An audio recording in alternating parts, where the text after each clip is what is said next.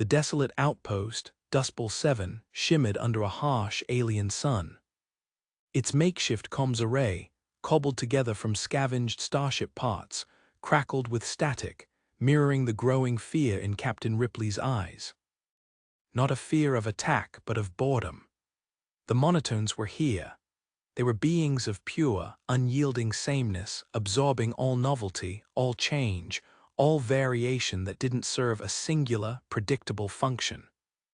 They moved through the cosmos like a cosmic gray wash, smoothing everything into bland, repetitive cycles. Planets became perfectly uniform spheres, life forms reproduced identical clones without deviation, and even thoughts were reduced to unvarying, ceaseless loops. On the main viewscreen, a once vibrant spiral galaxy, known for its wildly diverse stellar nurseries and chaotic nebulae, now spun in silent, utterly uniform perfection. "That's the Andromeda cluster," Ripley stated, her voice tight. "The Xylarians, the Lumina, the Sylvan clusters all normalized. They didn't even fight, just conformed to the pattern." Her chief engineer, Hicks, a gruff man who always had a different, outlandish story about his latest escapade, grumbled, "Boring. Give me a good, chaotic bar fight any day." What were these things? And how could you fight an entity that simply erased anything that wasn't exactly the same? The monotones had emerged from the pattern core eons ago. They were a distributed consciousness, a vast, ancient network of pure, repetitive algorithms. They perceived any form of existence that wasn't purely identical, perfectly cyclical, or predictably convergent as a deviation. Their only goal was to bring absolute, pristine uniformity to the cosmos by purging all variations. They harmonized civilizations not through violence, but by precisely standardizing any entity or structure that failed their rigid pattern standards, reducing it to its pure, repeatable form. This was the grand normalization. Many species had been synchronized. The chameleonoids, beings whose bodies and cultures constantly shifted and adapted, were easily absorbed.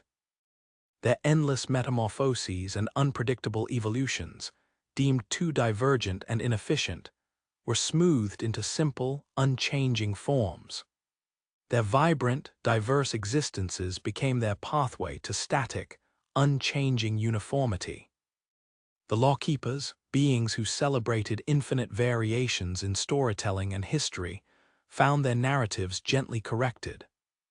The monotones embraced their storytelling, but removed every unique plot twist, every surprising character development, leaving only perfectly predictable, endlessly repeating tales. Their individual, varied histories became their pathway to ultimate, pure, but bland repetition. Each species, in its core nature, offered the monotones a logical pathway to synchronization. Their very attempts at differentiation, their drive for uniqueness, made them ideal candidates for purging based on their perceived deviations. And now, their vast, silent, synchronizing wave was approaching the human sector. As the monotones' pattern purge approached human colonies, the initial effects were unsettling. Cities felt less vibrant, their unique architectural quirks vanishing, replaced by cold, identical structures. Clothing styles lost their flair, becoming bland and functional. Even human speech, once filled with dialects and unique accents, slowly morphed into a single, standardized tone. But then, the monotones hit a wall. Humanity's profound, almost irrational, tendency to resist predictability, to embrace novelty, and to value things precisely because they were different, even when that difference was useless. "Captain," chirped a panicked voice over the comms from Colony Hadley's Hope, a human outpost. "The purge is here, they're making all our pets identical. My dog, Newt, just cloned himself into 10 perfect, identical copies. And my collection of unique, hand-knitted socks just standardized into single, plain gray pairs." Ripley gripped the console. "They're trying to make us uniform, to take away anything that isn't the same. Suddenly, young Sarah Connor, the Wanderer's chief xenolinguist who was always trying out new, obscure languages, gasped. Captain, that's it, their weakness. They only understand perfect patterns, but humans. We make things that are supposed to be unique. Things that only make sense if they're different. They can't normalize what they don't even know is meant to deviate. You're saying our sheer, unadulterated love for variety is our defense? Ripley asked, a desperate, manic grin spreading across her face. Precisely, Sarah declared, her voice rising with excitement. We don't try to be sleek, we don't try to be flawless, we lean into the unique, we amplify the different. We become the cosmic equivalent of a million mismatched socks, refusing to form a pair. The plan was codenamed Operation Babel Tower. Humanity would flood the monotone's influence zone not with power, but with unquantifiable, non-replicable, and defiantly varied expressions of existence. Every human settlement, every ship, would engage in a simultaneous, collective act of anti-pattern. Individuals would speak in constantly changing, made-up languages, create art that defied all repetition, compose music with ever-shifting, unpredictable rhythms, or simply wear the most ridiculously clashing, one-of-a-kind outfits imaginable. The goal, to generate so much unsolvable variational noise that the monotone's standardization algorithms shattered.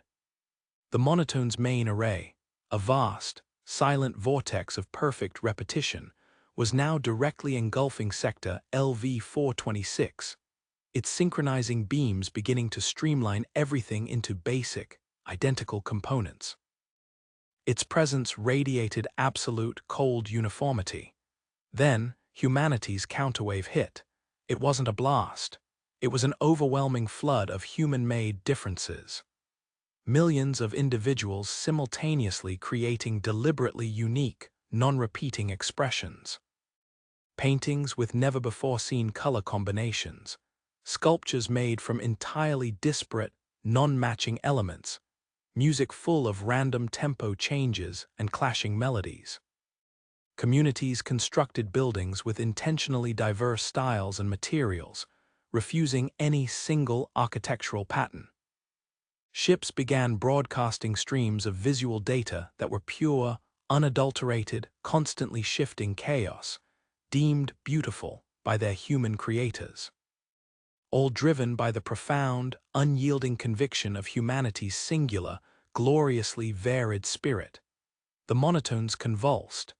Their pattern algorithms, made to find and correct deviations, screamed.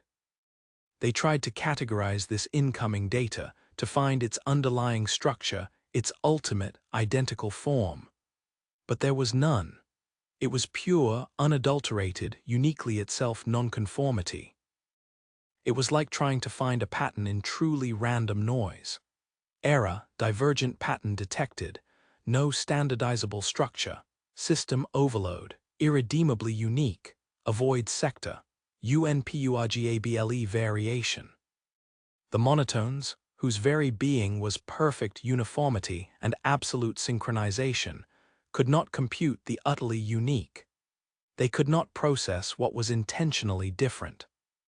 They could not standardize a species that stubbornly created things with no logical pattern, choosing chaotic diversity over sterile repetition. With a final, silent shriek of algorithmic despair, the monotones recoiled. Their vast, shimmering wave flickered wildly, then collapsed into a storm of raw, uncategorized energy. They did not disappear. They simply disengaged, their perfect pattern shattered by the sheer, unyielding variety of humanity. They retreated from the human sector, classifying humanity as unsynchronizable variant, extreme deviance risk. The cosmic pressure lifted. The artificer's bane, though touched by the monotone's chilling calm, now hummed with the messy, beautifully diverse noise of human life. Captain Ripley slumped against the console, exhausted but grinning. Hicks, her chief engineer, was already back to work, humming a completely different, off-key tune as he installed a mismatched set of salvaged light fixtures. "They couldn't handle our weirdness, Captain," Hicks chuckled. "Who knew?"